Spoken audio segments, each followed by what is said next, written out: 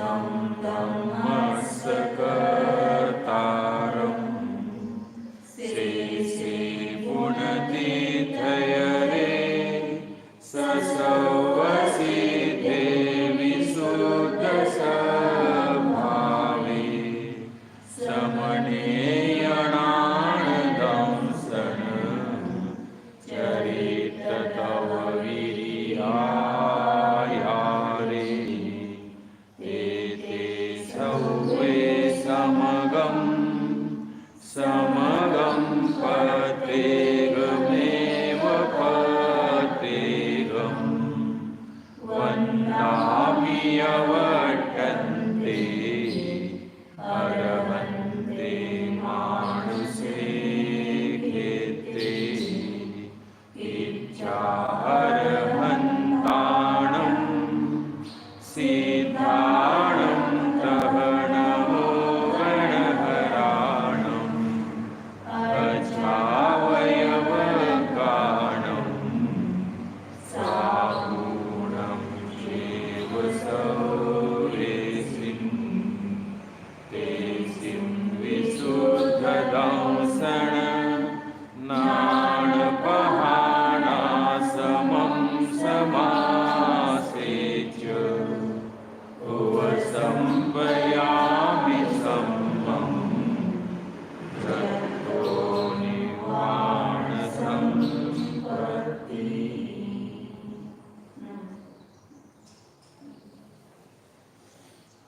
जय बोलो कलिकाल सर्वज्ञ कुंद आचार्य देव की जय। जय बोलो मूर्ति आचार्य अमृतचंद्र देव की जय।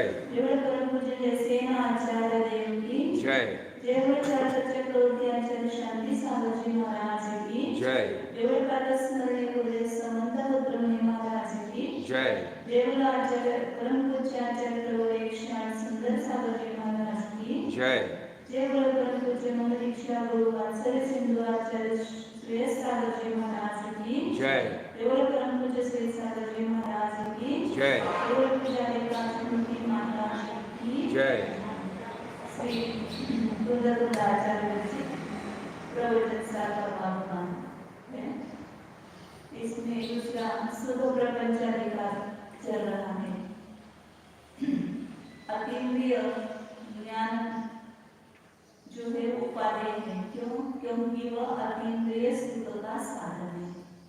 अतीन्द्रिय सुख का साधन जो अतीन्द्रिय ज्ञान है उसकी यहाँ उपादेय रूप से स्तुति कर रहे हैं आचार्य। माने उसके स्वरूप को बताना यही वास्तव में उसकी स्तुति है। तो उसका स्वरूप बता रहे हैं। कल गाथा पढ़ते पर गाथा बोलती टीका पढ़ते हैं। जम्बेच्छदो अमृतं मूर्तेषु अरिन्द्रियं च पच्छन्नं सयलं सगं च इदरं तं नाणम् अवधिपचखम्।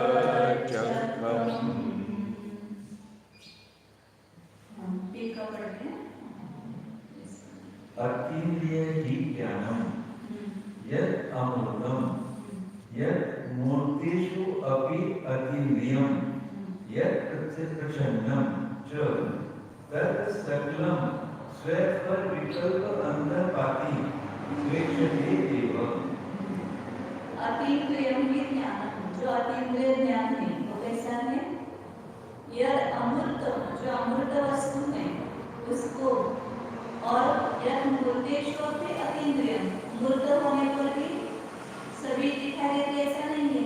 मूर्त वस्तु में भी जो इंद्रिय गोचर नहीं है ऐसे अतीन्द्रिय सूक्ष्म वस्तुओं को परमाणु स्कंद संख्या संख्या स्कंद ये सब अतीन्द्रिय वस्तु है उनको और जो प्रच्छन्न है प्रगुप्त है प्रकट नहीं है ऐसे सब वस्तुओं को और उसका खुलासा आगे करने वाले हैं। तो उसी समय हम देखते हैं प्रच्छन्नम तत्सकलम उन सबको स्वपर विकल्प अंतर्पाती। वे सब पदार्थ किसमें हैं? दो विभाग में गर्भित हैं अंतर्गर्भित है। एक स्व विभाग और एक पर विभाग। पहले भी बताया कि संपूर्ण विश्व के दो ही टुकड़े करना है, एक स्व और एक पर। अपने आत्मा और अन्य बाकी सभी पर में आ जाएंगे। तो स्व पर विकल्प में भेद में अंतर्गर्भित है ऐसे सभी वस्तुओं को प्रेक्षते एवं देखता ही है। ये प्रेक्षक है ना, इसलिए मुझे ऐसा लगा वहां पर जम प्रेक्षरी ऐसा होता है या मतलब देखता है ऐसा अर्थ करना चाहिए। षष्ठी विभक्ति जैसे कि जम प्रेक्षदो और जैसे आचार्य उसका प्रेक्षमान से ऐसा अर्थ किया है, लेकिन वो क्रियापद है ही नहीं फिर उसमें गाथा में पूरे जम देखने वाले का ऐसा अर्थ किया समझो प्रेक्षदो का, तो जानता है कहाँ से निकालेंगे? जब जानने वाले का देखने वाले का जो मूर्ति को में अतीन्द्रिय प्रच्छन्न ईश्वर पर सबको जानता है कि ये शब्द ही रहता है ना, इसलिए जम पेक्षरों की जगह जम पेक्षरी ऐसा होना चाहिए, ऐसा मुझे लगता है। प्रेक्षकों का अर्थ गंधर्वी जानता हुआ ऐसा षष्ठी विभक्ति है, जानने वाले का जो ऐसा उन्होंने किया है देसी आचार्य ने, उनको भी पाठ नहीं मिला होगा इसलिए वो तो आप प्रेक्षक किया ना, प्रेक्षक लेकिन उनका शब्द से अनुवाद नहीं होता है, वो अपने मन से भी आ जाती है। तस्य खलु अमूर्तेषु धर्म अधर्म आदिषु मूर्तेषु अपि अतीन्द्रियेषु परमाणु आदिषु द्रव्य प्रच्छन्नेषु कालादिषु क्षेत्र प्रच्छन्नेषु आलोक आकाश प्रदेशादिषु काल प्रच्छन्नेषु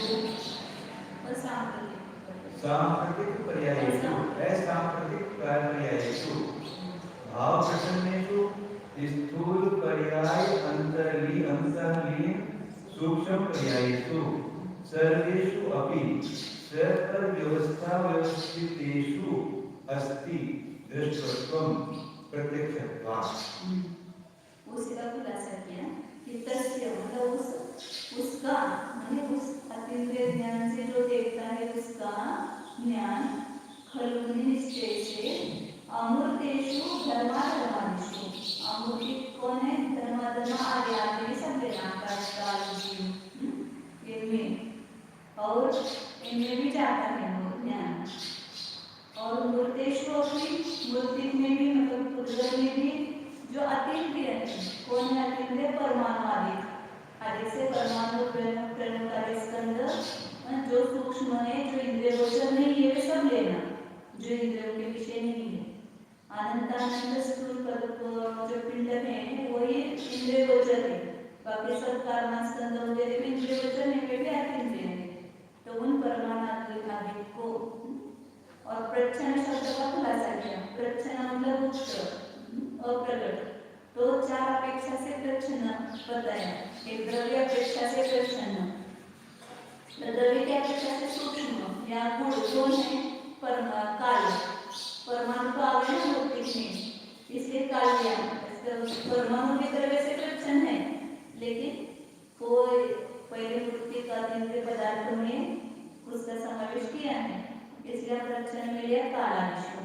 कालादिशु है यहाँ पर सब जगह है, लेकिन द्रव्य से अपेक्षा गुप्त है, वे दिखाई नहीं देते। तो द्रव्य से प्रच्छन्न जो कालादिश है उसमें क्षेत्र प्रच्छन्नेषु आलोक आकाश प्रदेशादिषु, कौन सा क्षेत्र प्रच्छन्न ढका हुआ है? तो आलोक आकाश के प्रदेश, वे हमारे इंद्रिय गोचर नहीं है, तो इसलिए क्षेत्र से युक्त पदार्थ कौन है? आलोक आकाश के प्रदेश इत्यादि में, या जो भी और दूरवर्ती है वो अपने को नहीं देखते क्षेत्र से प्रच्छन्न है, मेरु आदि है, नंदीश्वर आदि है, तो यहाँ की अपेक्षा से वो क्षेत्र प्रच्छन्न है। वैसे आलोक आकाश प्रदेश आदि को जो क्षेत्र की अपेक्षा से अप्रगट है, गुप्त है। काल प्रच्छन्नेषु, काल से गुप्त गुण कौन है? असांप्रतिक पर्याय, जो भूतकालीन और भविष्यकालीन पर्याय, जो वर्तमान में नहीं है। वर्तमान पर्याय इंद्रियों के द्वारा प्रत्यक्ष होती है, भविष्यकालीन पर्याय प्रकट नहीं है, तो इसलिए इसको काल की अपेक्षा से प्रच्छन्न कहा। और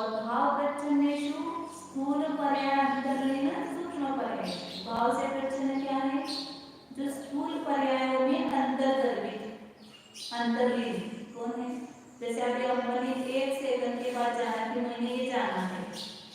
लेकिन 1 सेकंड में कितने समय हो गए? असंख्य समय हो गए।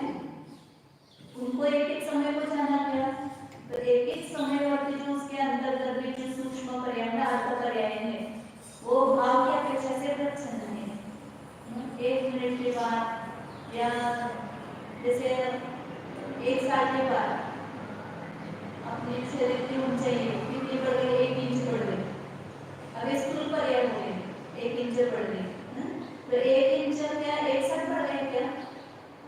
उसमें कितनी सारे सूक्ष्म पर्याय हर समय थोड़ा थोड़ा थोड़ा थोड़ा जो बढ़ रहा है वो दिखाई नहीं देता है। तो एकदम 1 साल के बाद एक क्षण में 1 इंच नहीं बढ़ता है, उसमें बहुत सारे पर्याय अंतर्गत है। उसी प्रकार जो स्थूल पर्याय व्यंजन पर्याय है, मनुष्य पर्याय बड़ी है 50 साल की, तो उसमें एक पर्याय जो है अर्थ पर्याय अंतर्लीन है उसमें। तो ऐसे सूक्ष्म पर्यायों को वो भाव रचना लेना, भाव की अपेक्षा से रचना हमेशा जो द्रव्य क्षेत्र काल भाव से लेते हैं ना, और विज्ञान का भी आएगा। तो भूतकालीन और भविष्यकालीन पर्यायों को काल में लेंगे और वर्तमान पर्यायों को भाव में लेंगे। वर्तमान की इतनी पर्यायों को जानता है वो भाव का विषय हो गया, और काल विषय क्या? भूतकाल की कितनी जानकारी, भविष्यकाल की कितनी जानकारी, उसको काल की अपेक्षा से बताएंगे। तो यहाँ पर काल प्रच्छन्न नहीं वही किया उन्होंने, भूत भविष्य पर्याय और भाव प्रच्छन्न मतलब सूक्ष्म पर्याय अर्थ पर्याय। उन अर्थ सूक्ष्म पर्यायों को जानना है। सर्वेष्वपि सभी में भी स्वपर व्यवस्था व्यवस्थितेषु अपने स्व और पर विश्व की 2 व्यवस्थाएं, स्व व्यवस्था पर व्यवस्था। एक अपना निज आत्मा वो स्व है, बाकी सब पर है। तो केवली भगवान पर उनको जानते हैं, केवली भगवान स्वयं के आत्मा को, अपने असंख्य प्रदेशों को, अपने भूत भविष्यवान कालीन पर्यायों को और अपने वर्तमान अर्थ पर्यायों को भी जानते हैं। और उसी प्रकार परद्रव्यों को जानते हैं, परद्रव्य के प्रदेशों को भी जानते हैं, परद्रव्य के भूत और भविष्यकालीन पर्यायों को जानते हैं और उनकी वर्तमान पर्यायों को भी, सूक्ष्म अर्थ पर्यायों को भी जानते हैं। इस प्रकार स्व पर विभाग में अवस्थित सभी पदार्थों के प्रच्छन्न द्रव्य क्षेत्र काल भाव की अपेक्षा से गुण विषय है, उसमें सप्तमी भक्ति के ना सब उन पदार्थों में उनका दृष्टापना है। दृश्य मतलब जो इंद्रिय व्यंजन को है, ऐसे उसके लिए का उन सब पदार्थों में दृष्टापना है, जो सबको जानते देखते हैं। क्यों? प्रत्यक्षत्वात्, उनके उनका ज्ञान प्रत्यक्ष है, प्रत्यक्षपना उसके ज्ञान है। तो प्रत्यक्ष ज्ञान ही इन सबको देख सकता है। जो इंद्रिय ज्ञान है, परोक्ष ज्ञान है, वो इन सबको नहीं जान पाता है। प्रत्यक्षम ही ज्ञानम उद्भिन्न अनंत शुद्धि सन्निधानम अनादि सिद्ध चैतन्य सामान्य संबंधम एकम एव अक्षनानाम अक्षना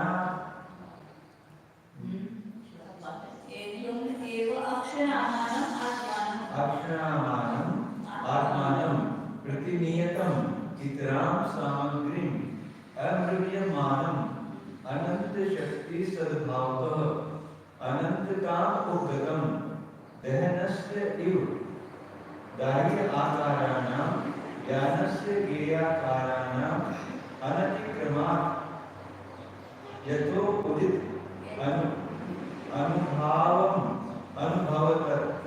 अनुभवतत् केन नाम निवार्येत। उस प्रत्यक्ष ज्ञान को कौन रोक सकता है? क्यों? क्योंकि वो प्रत्यक्ष ज्ञान कैसा है? प्रत्यक्षम ही ज्ञानम उद्भिन्न अनंत शुद्धि सन्निधानम। कैसा है वो? जहाँ पर अनंत शुद्धि का सन्निधान प्रकट हुआ है, मतलब वहाँ पर अनंत शुद्धि व्यक्त हुई है। केवल ज्ञान हुआ है मतलब वहाँ पर संपूर्ण ज्ञान वाले सब कर्मों का अभाव होकर के अनंत शुद्धि जहाँ पर व्यक्त हो गई है।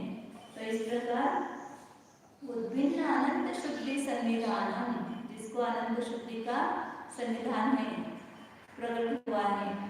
और अनादि सिद्ध चैतन्य सामान्य संबंधम, उस ज्ञान का संबंध किसके साथ है? कि जो अनादि सिद्ध ऐसा जो चैतन्य सामान्य है उसके साथ जिसने संबंध जोड़ा है, मतलब अपने आत्मा को जानने से जो प्रकट हुआ है, चैतन्य सामान्य का अनुभव करने से ही उनको केवल ज्ञान की प्राप्ति हुई है।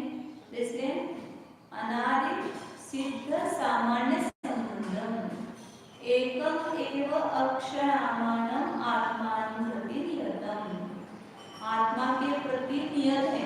उधर से लगाते हैं विशेषण अच्छा रहता है कि वह प्रत्यक्ष ज्ञान आत्मा के प्रति नियत है, मतलब उसके लिए दूसरी किसी सामग्री की आवश्यकता नहीं है। आगे भी लिखा है इसमें आत्मा के प्रति नियत है, मतलब एक आत्मा जहाँ पर है और जो आत्मा शुद्ध हुआ है उस आत्मा के आश्रय से प्रकट हुआ है, आत्मा के प्रति नियत है।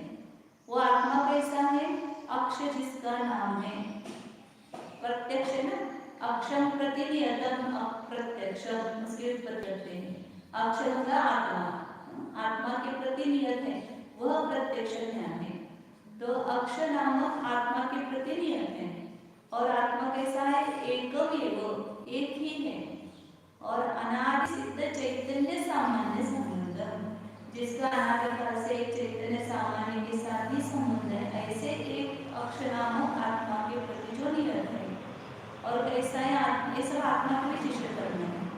उद्भिन्न अनंत शुद्धि सन्निधान में भी आत्मा का विशेषण करना है, जिसमें अनंत शुद्धि का सानिध्य प्रकट है, ऐसे अनादि सिद्ध चैतन्य सामान्य के साथ जिसका संबंध है, ऐसे एक अक्षर नामक आत्मा के प्रति भी जो नियत है।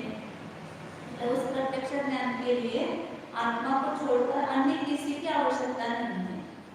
इंद्रिय, प्रकाश, विषय, पुस्तक, गुरु इत्यादि किसी भी बाह्य सामग्री की आवश्यकता नहीं है, संपूर्ण प्रत्यक्ष है। ऐसे उस ज्ञान को इतराम सामग्री अहृदयमानम, वो प्रत्यक्ष ज्ञान दूसरे सामग्री को खोजता ही नहीं है, बस आत्मा में गया उसको तो अन्य किसी की जरूरत नहीं, क्योंकि उस आत्मा में सब कुछ शक्ति है जानने की। तो प्रत्यक्ष ज्ञान वो आत्मा के प्रति नियत है, इतर सामग्री को खोजता नहीं है। अहृदयमानम अनंत शक्ति सद्भावतः, उस ज्ञान में कितनी शक्ति है? अनंत शक्ति है, क्योंकि अनंत ज्ञान ही कहा उसको। अनंत शक्ति का सद्भाव होने से अनंतता उपगतम, अनंतपने को प्राप्त हो गया है। वो ज्ञान अनंत पदार्थों को जानता है, तो उसमें शक्ति कितनी है? अनंत शक्ति है। उसके बिना अनंत पदार्थों को कैसे जानेगा? तो जो अनंत शक्ति है मतलब उसका कोई अंत नहीं, इतनी शक्ति उसमें है, इतने अभिभाव प्रतिशत उसमें पाए जाते हैं। वैसे अनंतपने को प्राप्त उस प्रत्यक्ष ज्ञान दहन से व दाह्या कारणम, दृष्टांत दिया कि जिस प्रकार दहन का अग्नि दाह्य पदार्थों का उल्लंघन नहीं करती है, तो जितने दाह्य पदार्थ होंगे और अग्नि है तो जलाएगी नहीं उनसे, उनको क्यों छोड़ेगी? यदि अग्नि का स्वभाव जलाना है तो जितना कुछ ढेर सारा इंधन पड़ा होगा और कोई उसमें रुकावट नहीं आएगी तो अग्नि जलाएगी सबको, उसका उल्लंघन नहीं कर सकते अपने दाह्य पदार्थों का। उसी प्रकार जो ज्ञान है उसका जानना स्वभाव है, तो नए पदार्थों का उल्लंघन नहीं कर सकता। जितने भी विश्व में ज्ञेय है स्व पर जितने भी उन सबको जानेगा ही, उसका उल्लंघन क्यों करेगा? दाह्या दहनस्य व दाह्या कारणम, जिस प्रकार अग्नि दाह्य पदार्थों का उल्लंघन नहीं करती है, उसी प्रकार ज्ञानस्य नेयाकाराणाम अनतिक्रमात्, ज्ञान नेयाकारों का उल्लंघन नहीं करता है। जो भी प्रकाशमान पदार्थ है वे जितने भी पदार्थ प्रकाशित है उसको प्रकाशित करेंगे, प्रकाशित करना क्यों छोड़ेंगे? जब प्रकाश का स्वभाव प्रकाशित करना है, यहाँ पर ट्यूबलाइट लगी तो कोई वस्तु छिपी रहेगी, सब वस्तु प्रकट हो जाएगी। जितने तक वहाँ का उसका प्रकाश जाता है वहाँ तक की वस्तु का वो उल्लंघन नहीं कर सकता, उन सब वस्तुओं को प्रकट करेगा ही। इस प्रकार ज्ञान का स्वभाव जानना है तो जितने भी जगत में ज्ञेय पदार्थ है उन सबको ज्ञान जानेगा ही, क्यों छोड़ेगा उसको? अपने वश में जितना काम है वो छोड़ के क्या करें? हम यह कर सकते हैं तो क्यों छोड़ेंगे? हम करेंगे ही। तो नियमाकारों का उल्लंघन नहीं करता है। इसलिए यथोदित अनुभावम, जिसका यथोदित अनुभव मतलब प्रभाव प्रकट हो गया है, उदित हो गया है, ऐसा अनुभव करता हुआ, मतलब ज्ञान के प्रसाद को कोई भी नहीं रोक सकता है। केवल नाम अनिवार्य, ऐसे प्रत्यक्ष ज्ञान को कौन रोक सकता है? कोई भी नहीं रोक सकता है। जो समझो जिसकी सत्ता है पूरे इस खेती पर, अब वो कहीं पर जाएंगे, कौन रोक सकता है? क्या उनको नहीं रोक सकता है, क्यों? उनकी सत्ता है। ऐसे ज्ञान की सत्ता इतनी विशाल हो गई है, अनंत हो गई है, तो उस ज्ञान में सब नियम जान ही जाएंगे। कौन रोकेगा उसको, उस ज्ञान को? तुम इसको मत जानो, तुम इसको मत जानो, उस ज्ञान को कोई रोकने वाला नहीं। बाहर से आप प्रतिबंध लगा सकते हैं, आप इस कमरे से बाहर नहीं जाना, लेकिन आप ये नहीं जानना, ऐसा प्रतिबंध लगा सकते थे? नहीं, बिल्कुल नहीं जानना आप इसको, उस पर किसी का प्रतिबंध नहीं लग सकता। ज्ञान में शक्ति है जानने की, तो ज्ञान जाने बिना नहीं छोड़ता है। इसलिए सामान्य लोग शरीर पर सब अधिकार कर सकते हैं, लेकिन अपने भाव पर कोई अधिकार नहीं कर सकता है। हमें क्या भाव करना है, उस पर किसका वश नहीं चलता है। शरीर पर सबका वश चलेगा, शरीर को बंधन में रखेंगे, लेकिन भाव को बंधन में नहीं रख सकते। इस प्रकार ज्ञान पर कोई आवरण नहीं कर सकता, ज्ञान को कोई रोक नहीं पाता है। इसलिए ज्ञान विस्तृत रूप से फैल गया है। केवल ज्ञान संपूर्ण विश्व को जानता है, संपूर्ण विश्व को ऊपर उसने आक्रमण कर दिया है। ऐसा एक प्रत्यक्ष ज्ञान है। कितनी प्रौढ़ शैली में उसका वर्णन किया है, एक शब्द ऐसे भारी। अतः उपाधि, इसलिए प्रत्यक्ष ज्ञान जो है उपादेय है। क्यों उपादेय है? क्योंकि आत्मा के बिना किसी की जरूरत ही नहीं है, आत्मा भी नहीं और कभी नष्ट नहीं होगा, अनंत फल को प्राप्त है। तो इसलिए यह ज्ञान भी उपादेय है। जो इंद्रिय ज्ञान है वो उपादेय नहीं, वो आगे की बात में बताएंगे। ज्ञान का साम्राज्य बहुत बड़ा है। एक ज्ञान जो है पूरे विश्व को घेर लेता है, और उस आत्मा का स्वरूप ज्ञान के माध्यम से दिखाए गए हैं। मतलब ज्ञान एक प्रमुख गुण है, आत्मा का प्रधान गुण है। उस ज्ञान गुण में सब कुछ गुण छपे हुए हैं, सब गुण उसमें अविनाभावी रूप से व्याप्त है। तो वास्तव में देखा जाए तो ज्ञान राजा और सब गुण उसकी रक्षा करने वाले हैं, उसकी प्रजा है समझो। इस प्रकार आत्मा में ये ज्ञान गुण मत होता है। ज्ञान सभी बोलते हैं ना कि जितने भी गुण हैं वे सब ज्ञान में अंतर्गत है, और ज्ञान को सहायक है। ज्ञान को सहायक है मतलब अस्तित्व है, तो ज्ञान अस्तित्व रूप है, ज्ञान वस्तुत्व रूप है, क्योंकि उसमें परिणमन हो रहा है, अपनी गति रूप क्रिया हो रही है। ज्ञान द्रव्यत्व गुण स्वरूप है। एक गुण अनेक गुणों का पिंड नहीं है, एक गुण में तो दूसरे गुण रहते नहीं है, लेकिन आत्मा में जो ज्ञान पिंड रहता है वो मुख्य है, और बाकी सब गुण उसमें कैसे हुए उसके तो रूप हो गए हैं। मतलब एक ज्ञान के माध्यम से हम आत्मा को समझ पाते हैं। तो ज्ञान के अस्तित्व है, वस्तुत्व है, द्रव्यत्व है, गुणत्व है, प्रमेयत्व है। ज्ञान भी वास्तव में विज्ञान के द्वारा जाना जाता है, तो उसमें भी प्रमेयत्व गुण है। इस प्रकार बाकी सब गुणों का आधार है सहयोग, मतलब गुणों का आधार नहीं है, लेकिन गुण सब इसके सहयोगी रूप है। इस प्रकार ज्ञान को मुख्य करके वर्णन किया है। अनंत गुण में ज्ञान विभु आत्मा है। इसका कैसे आचरण चैतन्य सामान्य निकालिए, जो अनादि अनंत है, मतलब पर्याय नहीं लेकर के उसमें का खंड सामान्य लेता है। स्वपर विकल्प सामान्य हमेशा अनेकों में व्याप्त है, उसको सामान्य कहते हैं, और जो एक एक है वो विशेष है, और उन सब में जो व्याप्त है वो सामान्य है। स्वपर विकल्प पाती। हाँ, विश्व पूरा जो है सर्व जो वस्तु है उसमें दो विभाग है, स्व और पर। इस स्व और पर इन दो विकल्पों में सब अधिक है। पाती म्हणजे अंतर्पाती में गर्भी, अंतर्गर्भ बोलते हैं, इसमें अंतर्गर्भ। एक स्व का विभाग होता है, केवल जो चैतन्य स्वरूप आत्मा स्व है, और इसको छोड़कर बाकी सब नहीं जान जाएगा। तो केवल भगवान प्रत्यक्ष ज्ञान स्वर को दोनों को जानता है। जो स्व को नहीं जानता है पर को नहीं जान सकता, इसलिए स्व को जानता ही होता है पहले। अनादि से चेतन सामान्य से या कार्य परमात्मा को ले सकते वो आत्मा का अर्थ भी लेना प्रमेय में साथ प्रमेय वगैरह सहयोगी गुण से सभी ज्ञान के साथ एक बार थोड़ा सा स्पष्ट करिए। मतलब ऐसा होता है एक गुण में अन्य गुणों का रूप रहता है। तो जैसे ज्ञान गुण है तो उसमें बाकी के सब जितने भी आत्मा में गुण है वे सब उसके साथ में अविनाभावी रूप से रह रहे हैं और सब गुण रूप उसके सहयोगी हैं। तो ज्ञान गुण का अस्तित्व बना रहने के लिए अस्तित्व गुण सहयोगी है। ज्ञान गुण में अर्थ क्रिया होने के लिए वस्तुत्व गुण सहयोगी है। ज्ञान गुण में प्रदमन हो रहा है उसके लिए द्रव्य गुण सहयोगी है। ज्ञान गुण अन्य गुण नहीं होता है उसके लिए अवलग गुण सहयोगी है। ज्ञान जो है वो जाना चाह रहा है स्वयं के द्वारा, उसमें प्रमेय गुण उसके कारण वो स्वयं जाना चाह रहा है। ज्ञान जो है आत्मा के संपूर्ण प्रदेशों में व्याप्त करेगा, प्रदेश गुण है। इस प्रकार सभी सामान्य गुण उसमें सहयोगी है और ज्ञान गुण के साथ अन्य विशेष गुण जो है वो भी अविनाभावी रूप से पाए जाते हैं, क्योंकि जहाँ एक गुण है वहाँ पर अनंत गुण पाए जाते हैं। लेकिन उन गुणों के माध्यम से आत्मा को क्यों नहीं बताया है? क्योंकि उन गुणों के माध्यम से आत्मा असाधारण अन्य गुणों से भिन्न जाना नहीं जाता है।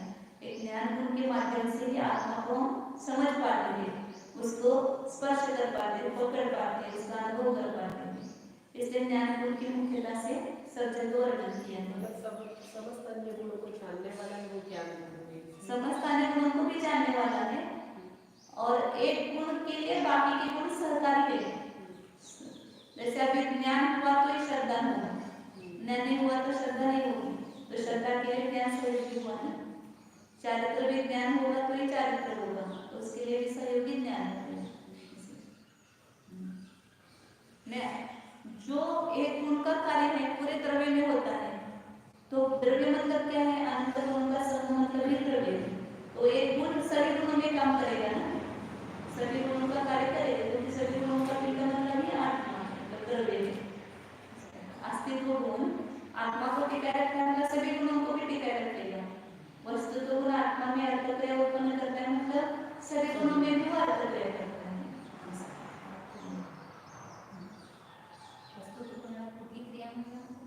वस्तुत्व गुण का कार्य क्या है कि वस्तु में जो स्वभावानुसार अर्थ क्रिया होती है, अर्थ क्रिया हर समय उसके जो परिणाम होता है, ज्ञान जानने का काम कर रहा है, श्रद्धा का काम कर रहा है, आत्मा चैतन्य रूप से परिणाम कर रहा है, ये अर्थ क्रिया उसकी।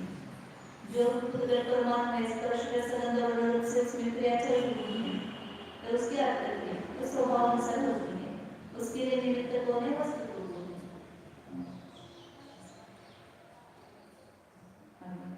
लेकिन आत्मा का ज्ञान मूल रूप से वर्णन किया जाता है। क्यों किया जाता है? कारण कि ज्ञान मूल प्रधान है और ज्ञान ही सभी को जानने का कार्य करता है, अन्य को कोई जानने का काम नहीं करता। सब निर्विकल्प है, ज्ञान ही सविकल्प है। जैसे आचरित एवं अधिकारदातया प्रथमस्थलं दत्तम्। अत्र पूर्वोक्तम् उपाधिभूतम् अतीन्द्रियज्ञानं विशेषेण व्यक्तीकरोति। यं यत् अतीन्द्रियज्ञानं कर्तृ प्रेक्षमाण पुरुषस्य जानाति।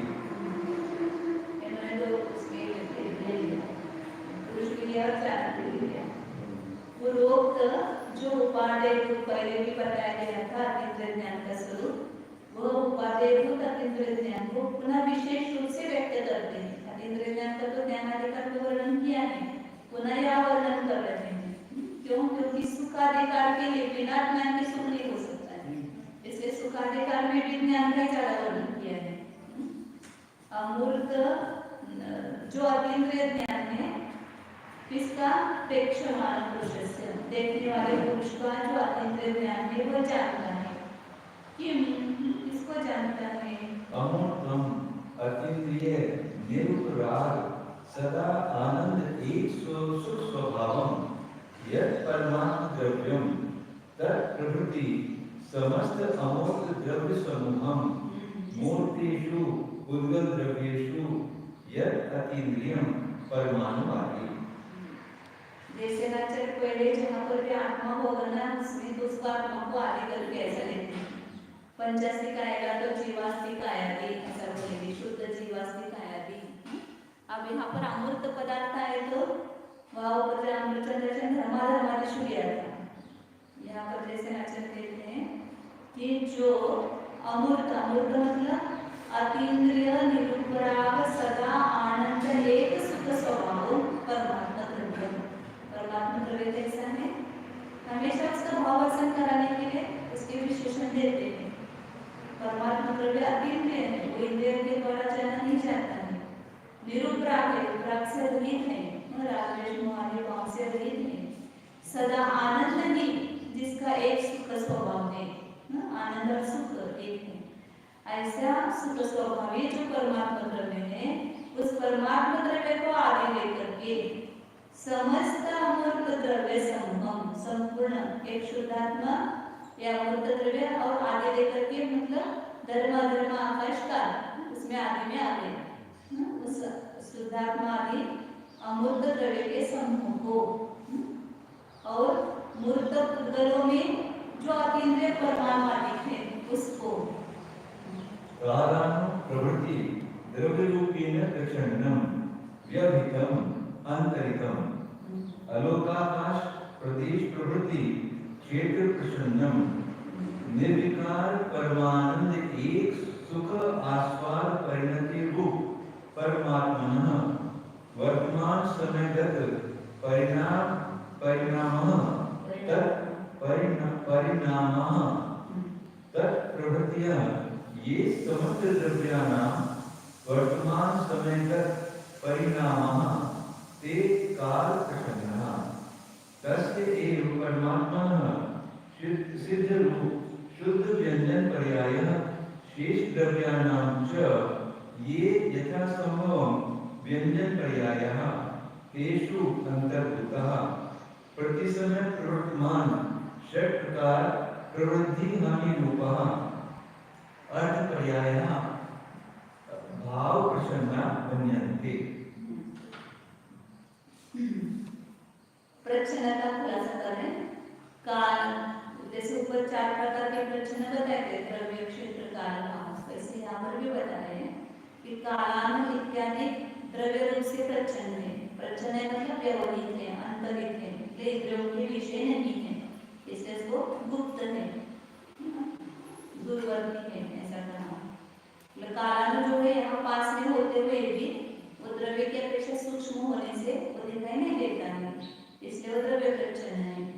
आलोक आकाश के प्रदेश दूरवर्ती है, इंद्रियों के द्वारा दिखाई नहीं देते हैं, तो आलोक आकाश के प्रदेश इत्यादि क्षेत्र प्रच्छन्न है। निर्विकार अब आदि क्या है तो ऐसा भी आप कह सकते कि जैसे अभी सिद्ध शिला है, अपने लिए तो प्रच्छन्न ही है ना, मेरु है, पर्वत है, नंदीश्वर आदि है, जो अपन नहीं दे सकते, ऐसे आलोकाकाश इत्यादि आदि से वो ले सकते, क्षेत्र प्रच्छन्न। निर्विकार परमानंद एक सुखास्वाद परिणति रूप परमात्मा, परमात्मा की वर्तमान समयगत परिणाम कैसा है वो परमात्मा? निर्विकार है, तावादी विकार भाव से रहित परम आनंद ही जिसका एक सुखास्वाद से परिणति इसकी हो रही है, आनंद का वेदन कर रही है सतत। वैसे निर्विकार परम आनंद एक सुखास्वाद परिणति रूप जो परमात्मा है, उस परमात्मा की वर्तमान समयगत परिणाम ऊपर अमृतचंद्राचार्य ने भूत और भविष्यकालीन पर्याय को लिया था काल प्रच्छन्न। इन्होंने वर्तमान की जो अर्थ पर्याय सूक्ष्म है उसको काल प्रच्छन्न लिया, वर्तमान समयगत परिणाम जो है, लेकिन वो फिर उसमें भाव में और उसमें अंतर नहीं रहता है, क्षेत्र है काल में, इसलिए ऊपर का अमृतचंद्राचार्य का मतलब योग्य लगता वर्तमान समयगत परिणाम वे काल की अपेक्षा से सूक्ष्म है। तत्प्रभुतय वे इत्यादि जो समस्त द्रव्यानां वर्तमान समयगत परिणाम, फिर परमात्मा के वर्तमान समयगत परिणाम को जानते ऐसा नहीं, बाकी सभी द्रव्यों के वर्तमान समयगत जो परिणाम है, एक समय व्यक्ति को पकड़ना कठिन है ना, इसलिए उसको काल की अपेक्षा से प्रचन्न कहा। जैसे जो सूत्र नहीं, एक वर्तमान समयवर्ती पर्याय को जानना है, तो प्रत्यक्ष ज्ञान के द्वारा ही वो अर्थ पर्याय जाने जाते हैं, इसलिए वो काल प्रचन्न है। और उसी परमात्मा के सिद्ध रूप जो शुद्ध व्यंजन पर्याय है और बाकी द्रव्यों की जो यथायोग्य व्यंजन पर्याय, मनुष्य, देव, नारद, तेरे इत्यादि जो व्यंजन पर्याय है, उन व्यंजन पर्याय में अंतर्भूत अब ये भी अर्थ पर्याय है, प्रति समय प्रवर्तमान षट प्रकार प्रवृत्ति हानि रूपा, प्रत्येक समय में होने वाली 6 प्रकार की हानि वृद्धि। अब 6 प्रकार की हानि वृद्धि में तो क्वेश्चन सामने लाओ, ये वृद्धि के इतने परिणाम, और हानि लगाएंगे तो पीछे से आएंगे उल्टा।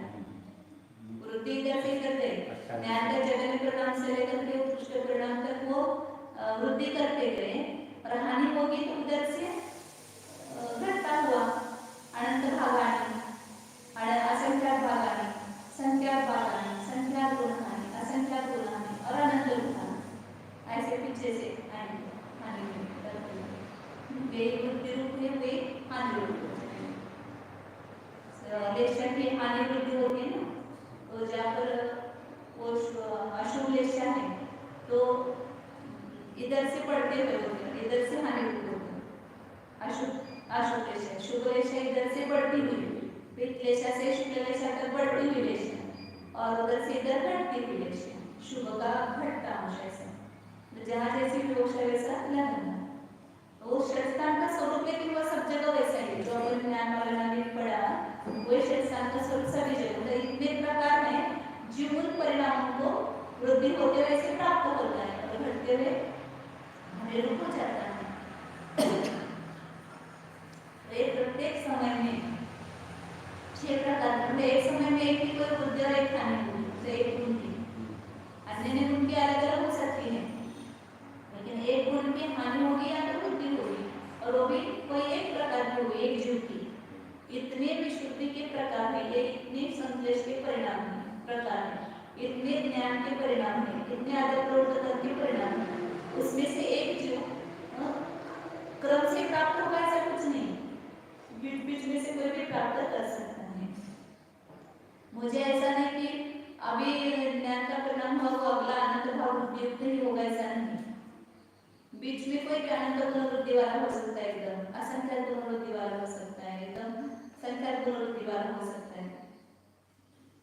ये इतने विशुद्धि के, इतने ज्ञान के विकल्प है, उसमें से एक कोई होगा, एक जीव कभी बढ़ता है कभी बढ़ता है, तो प्रत्येक समय में प्रवर्तमान जो 6 प्रकार की वृद्धि और हानि रूप अर्थ पर्याय में वे भाव प्रचन्न नहीं जाते हैं।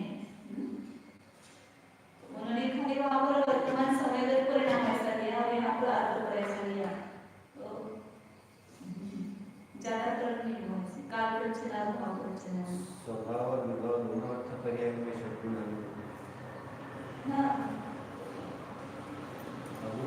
ऐसे बुद्धि के परिणाम को स्वभाव पर्याय कहा है, लेकिन जीव और पुद्गल में वो परिणित जब होती है तो उसको विभाव अगुण की जो है वो स्वभाव पर्याय ही होती है। बाकी गुणों के भी स्वभाव पर्याय हो सकते हैं, जैसे ज्ञान गुण में षट गुण हानि वृद्धि हुई, लेकिन अभी ज्ञान गुण की तो विभाव पर्याय चल रही है ना, संसार अवस्था में, सिद्ध अवस्था में तो सभी स्वभाव पर्याय, लेकिन यहाँ संसार अवस्था में अगुण गुण का जो परिणाम चल रहा है वो स्वाभाविक रूप से चल रहा है, स्वभाव परिणाम चल रहा है, और हाँ, और बाकी सब गुणों का जो है जीव और पुद्गल में ज्ञान पर निमित्त जो जो हो रहा है वो सब विभाव पर्याय, विभाव पर्याय पर निमित्त होती है। ज्ञान गुण की हानि वृद्धि होगी, षट गुण हानि संसार अवस्था में, तो वो विभाव रूप हो रही है, तो विभाव अर्थ पर्याय विभाव कर्म का उदय निमित्त है इसलिए विभाव है मतिश्रुत उदय का नंबर है चारों भी विभाव है कर्म की क्षोभन के निमित्त से हुई ना इसलिए विभाव आगे संयम पूर्वोक्तम समस्तम एयम द्विधा भवति वो पूर्वोक्त समस्त ज्ञेय दो प्रकार का होता है कथमिति चेत् किमपि यथा संभवं स्वेद्रव्यगतम् इतर परद्रव्यगतं च कोई एक स्वद्रव्यगत होगा और बाकी सब परद्रव्यगत जो जीव होगा वो स्व और बाकी सब उसके जो है वो पर हो जाएंगे तदुभयं यतः कारणात् जानाति तेन कारणेन भवति यतः पूर्वोक्त ज्ञानं भवति कथं भूतं ज्ञान की अपेक्षा से तो एक ज्ञान गुण स्व होगा बाकी के गुण भी पर हो जाएंगे आत्मा भी पर हो जाएगी अपन सामान्य ऐसे देख रहे तो केवल भगवान स्व का पूरा आत्मा लिया और बाकी सब पर लिए और ज्ञान की अपेक्षा से देखेंगे तो एक ज्ञान गुण स्व छोड़ करके बाकी उनका आत्मा भी पर हो जाएगा और बाकी सभी द्रव्य भी पर ज्ञान है ज्ञान स्व पर को जानता है उसमें ज्ञान अपने को जानता है पर मतलब अन्य गुण सहित आत्मा को और अन्य द्रव्यों को जानता है ऐसे दोनों पर भी आएंगे वही प्रमेय में आएंगे दोनों भी आत्मा और अन्य पदार्थ और स्व एक ही भाव प्रमेय ज्ञान एक ही भाव प्रमेय में आता है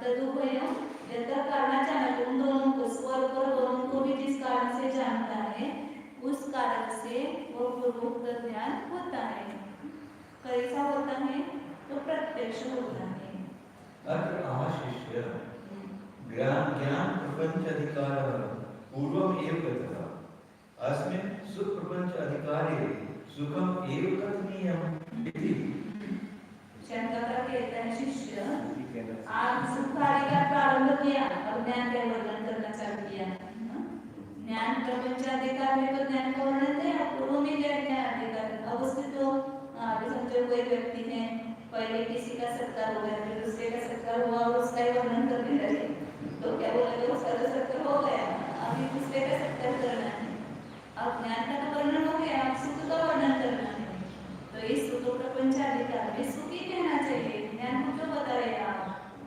परिहारम् यत् अतीन्द्रिय ज्ञानं पूर्वं भणितं तत् एव अभिनयेन सुखं भवति इति ज्ञापनार्थम् अथवा ज्ञानस्य मुख्यवृत्त्या तत्र हेय उपादेय चिन्ता नास्ति इति ज्ञापनार्थं वा इस सुख प्रपंच अधिकार में भी ज्ञान का वर्णन क्यों कर रहे हैं क्योंकि जो अतीन्द्रिय ज्ञान पहले हमें बताया है वही अवैध से सुख है ज्ञान को छोड़ करके सुख दूसरा कोई नहीं है अवैध देखेंगे तो दोनों को अवैध किया दोनों ने क्यों क्योंकि दोनों अविनाभावी है जहाँ ज्ञान है वहाँ पर सुख नियम से है और जैसा ज्ञान वैसा सुख ये वहाँ पर नियम है इंद्रिय ज्ञान है तो इंद्रिय सुख अतीन्द्रिय ज्ञान है तो अतीन्द्रिय सुख ज्ञान यदि विकल्पात्मक है तो वहाँ पर सुख भी वैसा ही मिलेगा विकल्पात्मक निर्विकल्प नहीं मिलेगा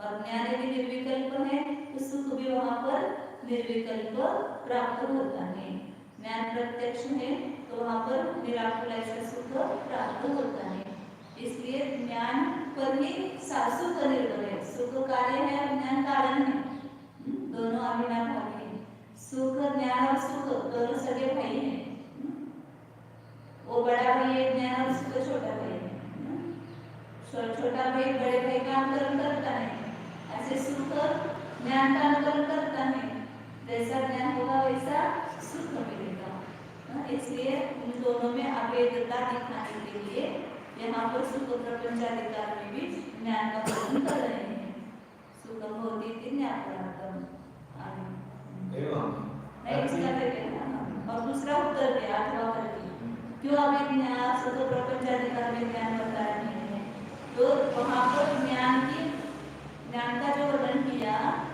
उसके हेय उपाधि की चिंता वहाँ नहीं की कौन सा ज्ञान हेय कौन सा उपादेय है ये वहाँ पर नहीं बताया, उसकी चिंता यहाँ पर की है। मतलब इस आख्यान में ये उपादेय की चिंता मुख्य वृत्ति से नहीं है, वहाँ पर ज्ञान का वर्णन किया, तो उसको बताने के लिए कौन सा ज्ञान है या कौन सा उपादेय है बताने के लिए हम पुनः अतीन्द्रिय ज्ञान का वर्णन किया है। एवं अतीन्द्रिय ज्ञानम उपादेयम इति प्रथम मुख्यत्वेन एकगाथया द्वितीय स्तरम गतम्। इस प्रकार अतीन्द्रिय ज्ञान की उपादेय है, इस कथन की मुख्यता से एक गाथा के द्वारा दूसरा स्थल समाप्त हुआ।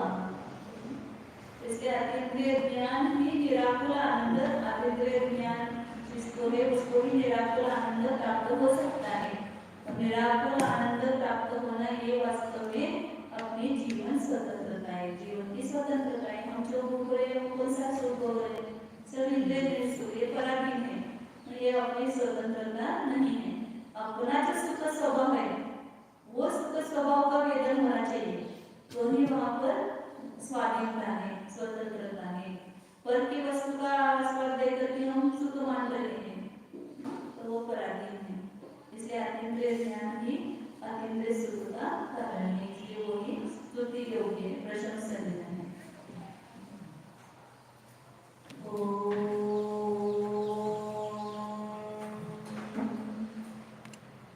जानिए यह मैं शुद्ध चैतन्य में जीव अपने को जानिए, अपने को देखिए।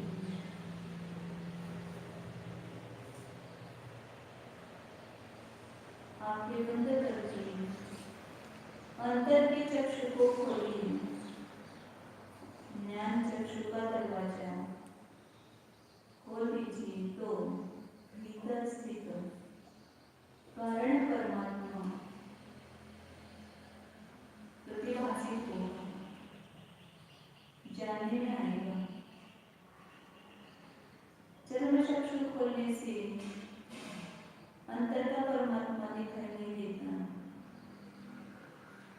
भीतर देखिए। जो ज्ञानमय विभु, ज्ञानमय प्रभु अंदर बैठा हुआ है, उसका दर्शन कीजिए। ज्ञान के द्वारा ही ज्ञानमय आत्मा का वेदन कीजिए। जानिए मैं चैतन्य स्वरूप ही हूँ, मैं ज्ञानमय ही हूँ, मैं अतीन्द्रिय ज्ञान स्वरूप हूँ, सहज ज्ञान स्वरूप हूँ।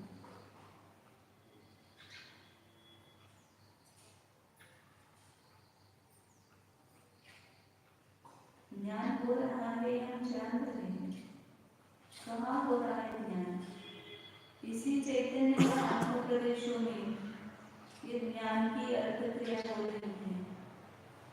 तो इस ज्ञान गुणमय जो है, ज्ञान स्वभावमय जो है, गुणमय ज्ञान जिसमें पाया जा रहा है, यह वस्तु अखंड वस्तु नहीं। एक बार अपने आत्मा को स्वानुभव प्रत्यक्ष से जान लीजिए, जान सकते हैं। कोशिश कीजिए, उपयोग को सूक्ष्म कीजिए, अंतर में देखिए, एकाग्र होकर इस चैतन्य का अवलोकन कीजिए। है चैतन्य,